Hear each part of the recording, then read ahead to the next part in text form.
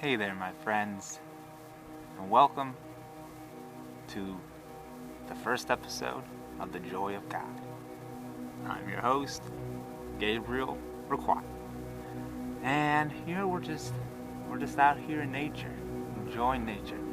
You know, nature's a great place to really kind of just relax, decompress. You know, all too many times we're out, in the city, isolated from what's real. We deal with so much superficialness. It's nice to come out here. It's a little frisk, so hopefully we'll keep this episode short. But with every episode, know that here you're accepted, respected, and loved. This is the no judgment zone. So, yeah. The first episode, I think, all we wanted to do is unforgiveness. I think that's an appropriate episode title, considering that this is the first time I'm doing this. I've done other things, but this is the first time we're doing the Joy of God, so you might have to bear with me. But each episode will get a little bit better, and that's what it's all about, right? So,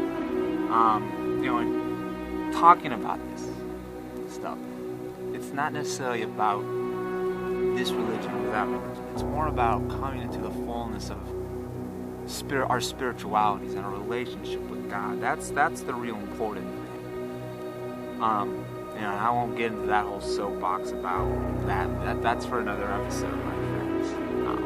But for now, we'll talk about forgiveness. And I'm going to pull from different spiritual texts, and you can make of it what you will.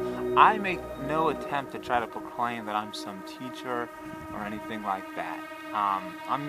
Think of me merely as a presenter, and what I say is like food on a tray. You can take some of it, you can take none of it, or you can take all of it, and we'll be really good friends. But all the same, it's all just about letting your light shine, and that's what I want to do. So let's just crack right into it. I got some quotes, because you got to do quotes. Quotes make everything better. But just in general, I think the topic of forgiveness is something that I think a lot of us we take for granted. What does it mean to genuinely forgive someone, and what's it all about? I think that's the main thing that we got to think about, because like when you say, okay, I forgive you, well, what's that mean? Jesus, in A Course in Miracles, he talks about to forgive is to overlook. So if you think of it like that, if you're overlooking it, when you look at it in that perspective, if you're overlooking it, then you pretty much are like, it doesn't really bother me. If there's something that's hindering you, that's holding you back, whatever it may be, most of it is due to something that happened in our past. We feel hurt, we feel damaged, we feel separated, and so as such we have a hard time wanting to forgive that person. And actually, more than not, it's us who we have the hardest time forgiving. That always seems so strange. Like, others can forgive us, but we ourselves feel like, no. It's like, because God, he's a loving God. So, and I won't even get into that whole aspect necessarily, but if you think about it, God is all loving, and he is the epitome of forgiveness. He knows not sin. He says that, in the Bible, God is of pure eyes and behold evil. And so I think that's the biggest thing, is that God, he's like, dude, it's okay. But for whatever reason, we're like, no, God, I have to be punished. It has to happen. And then here's the funny thing. It's largely perceptual.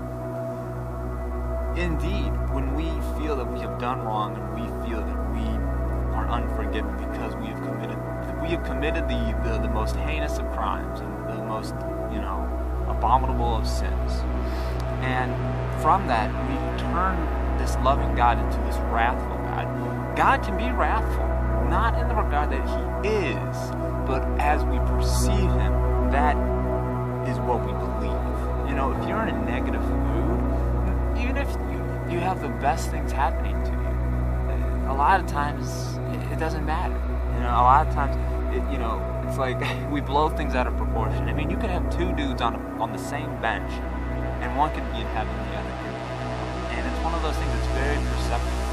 I mean, would a loving person who has all the love in his heart would he really look at God as a wrathful individual? It just wouldn't make sense if you look at it objectively in that regard, okay? And so in that sense, actually I got a quote. I was going somewhere. But Jesus says it better. Again, in the Course in Miracles, it's a book that is it's the spoken word, not the written word of Jesus Christ, in the regard that there was a woman who had been given this, I guess you could say, intuition, but divine inspiration, and from it she wrote down what was spoken to her in her mind from Jesus, and in the book that came out of it was A Course in Miracles. And you can make of it what you will, but for me, it's helped me greatly in my journey. And one thing that he talks about is, he says this. He says, "Brother, you need forgiveness of your brother, for you will share in madness or in heaven together, and you and he will raise your eyes in faith together, or not at all."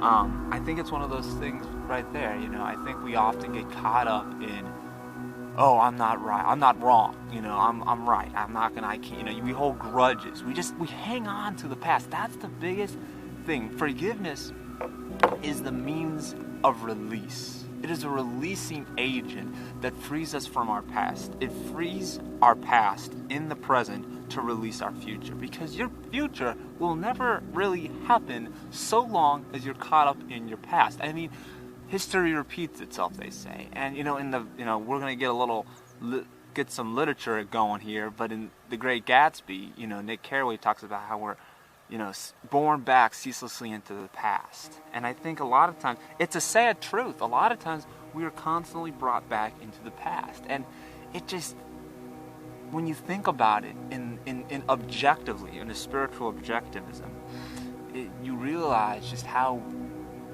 nuts it is to hold ourselves so bound down to it. Because then we get caught up into this ego dream where we have somehow become separated from God. I mean, Paul says it, that there's nothing, he gives a long list, no angels or demons or what have you, that can separate us from the love of God. But yet somehow we can, but we can't. In all honesty, we are never actually separated, but it is through that perception that it becomes so. And we've got to be able to release ourselves from that. We have to understand what our supposed sins really are. Our sins aren't really sins at all, but think of them more as mistakes, because a lot of times we get drawn back to sin. That's a whole nother reason, and that's a whole nother video. But we get drawn back to sin. But rather, think of it like, if you think of it as a mistake, then you're not as inclined to repeat it again, because you acknowledge the utter wrong in it, in that sense. Sun's starting to come down. We're doing this in the dark. And Jesus again, and of course, Miracles, he talks about, free your brother here, as I freed you. Give him the self-same gift, nor look upon him with condemnation of any kind. Because when you feel that you have become separated, you then, as it were, project that negativity out to your brothers. And from that projection of supposed sin, that is what is pretty much you are perceiving. It's pretty much like, think of it like a sonar. You're projecting out that signal, but then you see it and it bounces back at you, but you don't want it. Who would want that? It doesn't make any sense. But then, so we say, oh, I don't want this, but it's my brother's fault. We want to throw that sin, we want to throw that negativity on our brother, because who wants that? But we're not, it's like we're just playing hot potato. We're not really expressing that value of what it's about. It's not our place either to necessarily destroy sin. Bring it to the Holy Spirit, whatever it may be, and let Him judge. It's not our place to judge. Don't even judge yourself. You're very judgmental. It's very strange. But no, it's one of those things where you need need to come together. Jesus has given us this opportunity. For me, I'm going to speak a lot about Jesus and stuff from within the Christian religion. It's not to try to say that Christianity is better than Islam or Buddhism or Hinduism. It's just that's where I'm coming from. So don't take it as this is just necessarily a Christian show, but rather a spiritual show. You feel me? And so I think it's another thing where kind of gearing it now towards the whole getting into some of this Bible action. There's that parable of the unmerciful servant where this servant owes the king like 10,000 bags of gold or something, a lot of money, and the king forgives him. And then right as he's walking out the door, the servant of the servant owes him like 10 silver coins or something, and he like tries to choke it out of him. He's like, give me my money. And it's like, dude, you just got forgiven, and now you're going and acting in that manner. Because here's the thing, and then in the parable it talks about how the king pretty much like renounces the fact that, oh, I had helped you with your debt. I'm gonna, he's gonna punish him now. And it's not to say God is this punishing guy, but when you put your mentality into that separated train of thought, then you in turn create this twisted perception that turns now suddenly back into this, wrathful God, as it were. And so I think that's the thing we have to look at, is that it is the privilege of the forgiven to forgive. That's what Jesus says in A Course in Miracles. It's a pretty swell book. I strongly suggest it. But obviously it can sometimes be a little, I don't want to say tough to read, but it can definitely, it's pretty wild. It's pretty cool. You have to have a pretty open mind, because if you're set in, only the Bible and that's it, that can work. And I'm not here to judge that. But for me, and just in general, you have to kind of have a more open mind. But this isn't about A Course in Miracles necessarily. Well, kind of is, but the point is, and that's the thing. But just going back to all this is the fact that,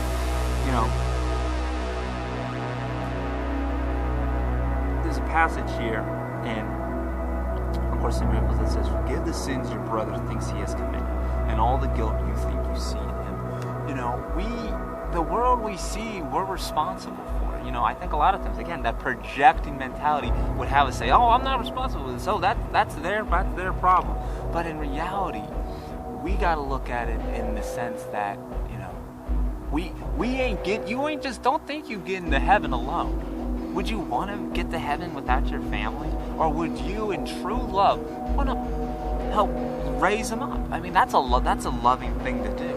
I mean, I don't think anybody's going to, contest that or try to refute that, So we are all in this together, and I think that's the biggest thing we have to look at, And I think a lot of times we think we have committed these horrible, sins, and we've done so much wrong, and we feel like I can't talk to God. I'm not pure enough. You got to remember, God, He loves us with an everlasting heart and an everlasting mercy, and all you have to do is let Him in. You can't stop the Holy Spirit from shining in you. What you can do is stop Him from shining through you. That's where that free will comes into place. But you can't stop Him from shining. He is a light. He's like the sun. Even if you put like a cloud, even though if there's clouds in the sky, it doesn't change the effect of the sun necessarily. And I think that's the thing we have to think about as well within our own selves. That's what you can look at it as. It's like a cloud that gets brought, like a veil that gets put above our eyes, and everything seems dark. We've done this ultimate sin that can't be forgiven, but it can, and it already has. There's like nothing to be forgiven. That's the biggest thing. We are our own worst enemies. That's the thing about it all. And Jesus talks about how, can you imagine how beautiful those you forgive will look to you? Think about it like that. When you forgive people, you take so much of the burden away from you, because now you're not so caught up in, trying to change the world, but rather changing your perception in the world. Because when you're in a happy mood, the world just seems right. And that's what it's all about, my friends. That's what it's all about. Now, Jesus says again, for forgiveness literally transforms vision and lets you see the real world, reaching quietly and gently across chaos, removing all illusions that had twisted your perception and fixed it on the past. Because when you feel like you've sinned and you can't, the chaos, it comes from the past. The past will hold you down, and it will keep you there if you let it. But you don't have to. You are stronger than conquerors in this world. Do not, ask yourself, do you wish to let this world rule you, or do you wish to rule this world? Not in like a lordly, tyrannical manner, but in a manner of power. You are not helpless. You are powerful. See not anyone as your enemy and anyone capable of sin. For really, don't look at them like that. Look at them in that pure sense that they really are. And when you do that, that's when the real fun begins. That's when you start to come into the true light of our reality. Because this if this is real, and this can't be real, and then heaven can be real. It's one of those things where this is kind of like a false imposition of who we are. There is reality. It's like one of those things where when you clear out the clouds, the sky is still there. It's not like the sky changed, but your perception of it did, or the sun, that didn't change. And that's what we have to look at, my friends. And I think when we can do that, I think we can really come to a good understanding. So I think we'll end it here. My hands are pretty much frozen, so yeah, I hope this helped you in some regards. Like, comment, and subscribe to the Joy of God. If you have any questions or you'd like to talk to me more about this, feel free to comment or message me on my channel. I also have, you can find me also on Facebook on the Joy of God as well. Where I post a lot of cool comments or passages and just other thoughts that I might be having. So I hope you guys have a wonderful and blessed day, and I'll see you around. See you, friends.